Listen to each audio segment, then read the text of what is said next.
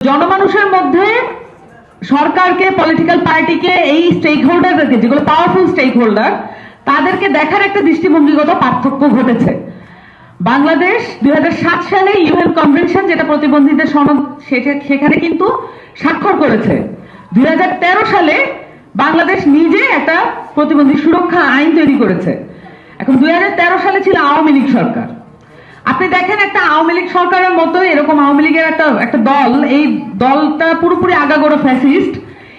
এই দলটার মতো এমন একটা দলের পক্ষেও কিন্তু একটা মানবিক আইন তৈরি করা সম্ভব, তাই না? যে আইনটা আসলে আমরা এখনো বলছি যে ওই আইনটা মাঠ পর্যায়ে ইমপ্লিমেন্টেশন করা হোক। তার মানে একটা দল বা একটা গোষ্ঠী কতটুকু অমানবিক সেটা তার মানবিক আইন দিয়ে আপনি বুঝতে পারবেন না, এটা খুব পরিষ্কার। মানবিক আইন করা খুবই সহজ, কারণ আপনি কিছু স্টেক হোল্ডারদের একসাথে বসাবেন, স্পেশালিস্টদের একসাথে বসাবেন, তার মাধ্যমে আপনি একটা আইন প্রণয়ন করবে। কিন্তু এটা ইমপ্লিমেন্টেশন করা is so much more challenging. এবং এই চ্যালেঞ্জিং কাজটা যারা করতে পারবে, এটাই হচ্ছে একমাত্র আমাদের বিবেচনা করার মতো বিষয়। যদি সেটা বিএনপি করতে না পারে, তাহলে তাদেরকে বিবেচনা করার দরকার নাই।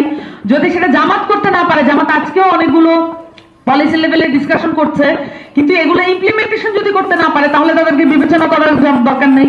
যদি এনসিপি যদি সেটা করতে না পারে, তাহলে তাদেরকেও বিবেচনা করার দরকার নেই। আপনাদের নতুন পলিটিক্যাল পার্টি লাগবে তখন। কিন্তু কথাটা হচ্ছে এই যে মানবিক আইন তৈরি করা এবং মানবিক আইনকে ইমপ্লিমেন্টেশন করা, এটা আকাশ পাতাল তফাৎ হয়। আপনারা এখানে দেখবেন আজকে যারা উপস্থিত হয়েছে তারা কিন্তু বেশিরভাগই দৃষ্টি প্রতিবন্ধী।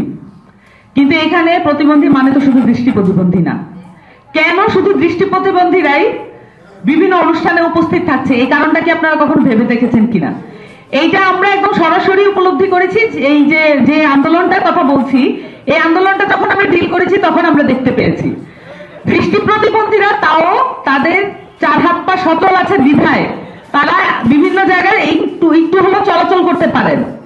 কিন্তু যাদের হাত পা সচল নয়, বিভিন্ন অঙ্গহানি আছে এবং অঙ্গের প্রতিবন্ধকতা আছে, তাদের জন্য এই দুনিয়া যে কত পরিমাণ কঠিন, এইটা একজন মানুষের পক্ষে ব্যাখ্যার অতীত। অন্তত আমার পক্ষে এই ব্যাখ্যা আপনাদের গ্রহণযোগ্য হবে না, আমি যদি ব্যাখ্যা করিও।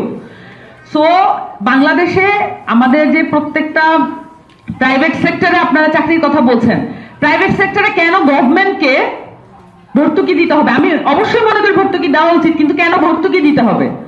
কারণ প্রত্যেকটা প্রাইভেট সেক্টরে যারা মালিক আছেন, যারা বড় বড় কোম্পানি চালান, বড় বড় ব্যবসা প্রতিষ্ঠান চালান, তাদের কি উচিত না যে বাংলাদেশের যারা পিছিয়ে পড়া জনগোষ্ঠী, যারা বাংলাদেশে নিজেদের অবদানটা রাখতে চান, তাদের জন্য নিজেদের পকেট থেকে ব্যয় করে একটা অবস্থা তৈরি করা?